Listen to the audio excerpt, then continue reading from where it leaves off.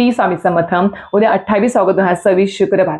उद्या बघायला गेलं तर आपल्या श्रावणातलं जे काही वरदलक्ष्मी व्रत आहे, जे वर्षातून एकदाच केलं जातं, ते उद्या आपल्याला आलेलं आहे. अजून महत्वाची गोष्ट, नारळी पौर्णिमा तिथी, रक्षाबंधन सुद्धा आपल्याला उद्या साजरं करायचं आहे. आता बघायला गेलं तर आज 27 ऑगस्टला सकाळी 9:09 आपली पौर्णिमा तिथी सुरू झाली आहे. दिवसभर आज 27 ऑगस्टला असणार आहे. पण उद्या 28 ऑगस्टला शुक्रवारी उगवत्या तिथीनुसार आपल्याला रक्षाबंधन हे साजरं करायचं आहे. आता रक्षाबंधन म्हटलं तर बहीण भावाचं एकदम दृढ आणि अतूट नातं.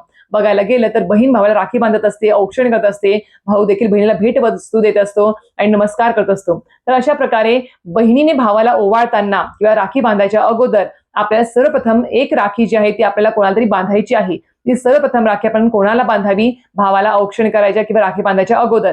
आणि दुसरं म्हणजेच काय, तर भावाला औक्षण करताना आपल्याला औक्षण ताटामध्ये कुठल्या कुठल्या वस्तू असायला पाहिजे, औक्षण कुठल्या पद्धतीने करायचं आहे, राखी बांधताना आपल्याला कुठला मंत्र बोलायचा आहे, याबद्दल देखील आपल्याला माहिती हवी असणार आहे. आणि सगळ्यात महत्वाचं, मासिक धर्म जर असेल महिलांना तर भावाला राखी बांधावी की नाही.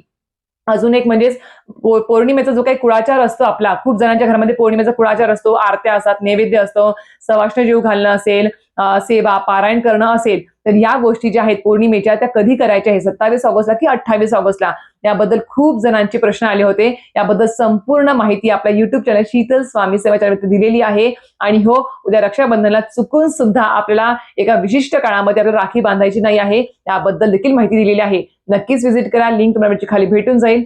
धन्यवाद. श्री स्वामी समर्थ.